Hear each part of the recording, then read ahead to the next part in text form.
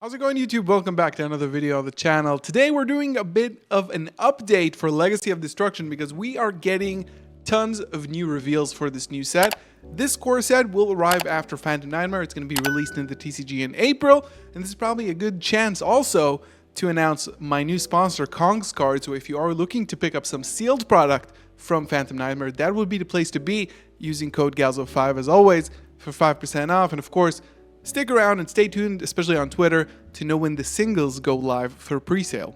But we are here to talk about a lot of new reveals and the continuation for the Snake Eye and Diabellstar lore, as suspected, following from Age of Overlord to Phantom Nightmare and now into Legacy of Destruction. We are seeing proof that Diabellstar is the new main theme of Yu-Gi-Oh! At the moment. We've had Albaz, we had Visas, and now Diabellstar is reigning the scene. Now, this is probably one of the most exciting new cards released, so we're going to go over all of the new cards released and talk about them in short, try to understand what to expect in the future. Probably there's going to be a lot of new, combo videos and stuff that I make fun of on Twitter, so check it out as well.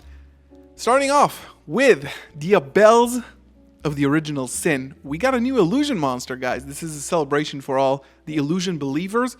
This is a level 7 light illusion, so not like the level 7 dark spellcaster, which is Diabellstar. You can only special summon with the first effect of this card once per turn. You can only use the third effect of this card's name once per turn. So if there is a Sinful Spoils card in the graveyard, you can special summon this card from your hand.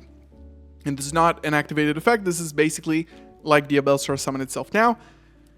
Your opponent cannot activate spells and traps that were not set. So this is a big one. Let's continue on. If a spell or trap is set to the field while this monster is on the field, you can target one card you control, one card your opponent controls, destroy them.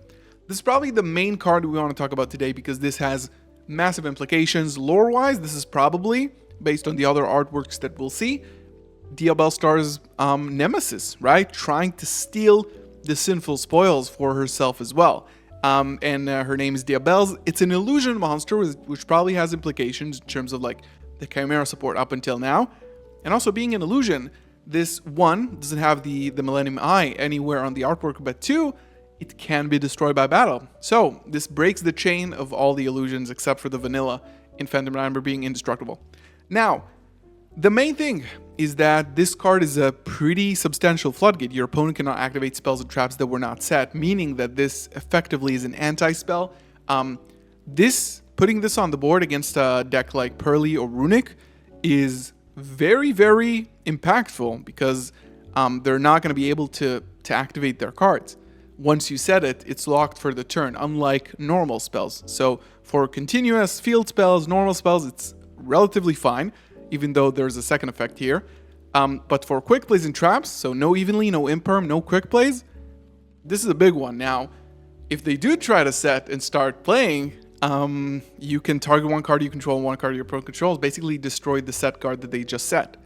So you could bait this out relatively easily, but if you need your spells and if you only have like one spell starter, draw like a Branded Fusion or something, or Prosperity, if this is your starter, it will probably be popped by Diabells.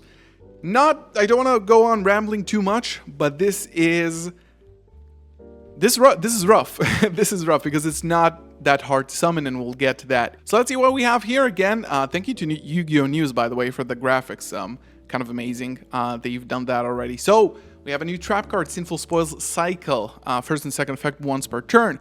Take one level 5 higher illusion monster from your deck and either add it to your hand or special summon it. So if you were wondering how to special summon this card, this is a Sinful Spoils card, which means you can set it with Diabellstar. It's searchable, and then you activate this in your opponent's draw phase and just summon Diabells. It cannot activate its effects. It doesn't matter because it's not an activated effect. Banish this card from the graveyard, target one face down card you control, return it to the hand, then you can set one spell and trap from your hand. Not exactly sure how to utilize that, because Diabellstar obviously sets from the deck. It makes a bit of a... mainly maybe because you can do this on your opponent's turn. I don't see a lot of impact for this, but direct illusion support, which is not bad, summoning from deck, because you can now incorporate the Sinful Spoils engine into here, right? Now, Sinful Spoils Chimera is a bit better because you can summon Mirror Sword Knight on your opponent's turn. Oh, sorry, it's a level 5 or higher. So they thought about that. And the final card of this little batch, Sinful Spoils of Dozing Morrigan. It's a normal trap. You can see in the artwork here, Diabell's stealing Populace from Diabellestar. You can see the struggle. You can see their enemies, which is interesting lore-wise. Each effect once per turn, target one's face down special summon monster. Face up special summon monster changes. It's a Book of Moon. Change it to face down defense position. If you control level 5 or higher illusion monster, and this card is in your graveyard, you can set this card by banish it. I love that they've just started designing every trap card with a graveyard effect. It's kind of crazy. This is also fine. It's a searchable Book of Moon for the archetype, so they're giving us a really wide array of utilities that we can use. So this is the Diabell's batch here. This is significant, I would say. I would say that these are strong cards and they will definitely be used, and now they are just expanding on the Sinful Spoil stuff, which is pretty crazy. We do have 2 gold price cards. Not going to talk too much about that. We have a new Earth Tuner. So now this is a chance for the OCG to print their own gold price support. If your life points are lower than your opponent's, you can special summon this card, and you can banish 1 gold pride monster from your hand, face up, field, or graveyard other than this card that has level. Special summon 1 gold pride token, which is Machine Dark 0/0 with the same level as the monster you've banished, and you cannot use this card as material for Fusion, Synchro, or Caesar Link except for gold prides. So you're kind of locked into gold prides for the turn, actually, for the rest of the turn. And we do have a new generic 8, which is not horrible. It's called Annihilator. It's a generic 8, 1 tuner, 1 non-tuner, or more. Use the first effect once per turn. During your opponent's turn, quick effect, target 1 Fusion, Synchro, or Caesar Link monster on the field, up to 2 if your life points are lower, destroy it. So quick effect pop, maybe pop 2, but only for X-Direct monsters. Trident, but just less versatile. But it is good, I think, that they're giving us generic 8s. Once per turn during the end phase of this card's first effects was activate this card, return it to the extra, then you can special summon 1 Assassinator, which is this. And then we have new Goblin Biker support, which is interesting. We got a new turtle, rank 3. If there are 3 or more Xyz materials attached to monsters on the field, your Goblin monsters can attack directly. Once per turn, if a monster is normal special summoned while this card is on the field, you can target one of them, detach 1 Xyz material from a monster on the field, and if you do, change that targeted monster's battle position once per turn. When an opponent's monster declares an attack, you can detach 1 Xyz material from a monster on the field, and if you do, negate the attack. Not good at all, but it is cool that the theme of detaching materials from anything is still continuing on the same path. And besides the Goblin Biker, we have another Goblin Biker trap, which is Pile Up. You can see the big form of Populace, which we'll get to in a second, because that's like the main reveal of this. Target 1 Xyz monster you control, special summon 1 Goblin monster from your extra deck using that monster. So just slap it on top of it. If you do, attach this card as material additionally, and that's an Xyz summon. So it's sort of like a per leap, I guess, for goblins, which is cool. I think I'm glad that they're getting support. It's probably like the first like Spring Gans or Tri Brigade to the Diabellstar stuff. Banish this from the graveyard, target 1 Goblin monster, Xyz monster you control, and 1 card in either graveyard attached to the second target to the first target. That's pretty big because this becomes now an interruption. This becomes like a shuffler called by whatever, because you can snatch another card from your opponent's graveyard if they try to activate a Tearlament's Name, Garunix, right? Not bad at all. Definitely not bad as a Goblin Biker support. And then we have probably the coolest one, Snake Eyes Diabellstar. So first of all, this finally gives us another Diabellstar monster, right? Wanted adds a Diabellstar monster, but it doesn't specify which one. So now we have another one. It's level 8, so it's a combination of Populace and Diabellstar, and it is a fire, of course. How can it not be? When an attack is declared involving this card and an opponent's monster, you can place that opponent's monster and this card face up in their owner's spell and trap zones as continuous spells. If this card is a continuous spell, you can target 1 fire monster in your graveyard except Snake Eye Diabellstar, place it up, face up in its own spell and trap zone as a continuous spell. If you do, special summon this card. So the main thing I think about this card is the fact that now being a Snake Eyes monster, you can special summon this instead of Flame Birch.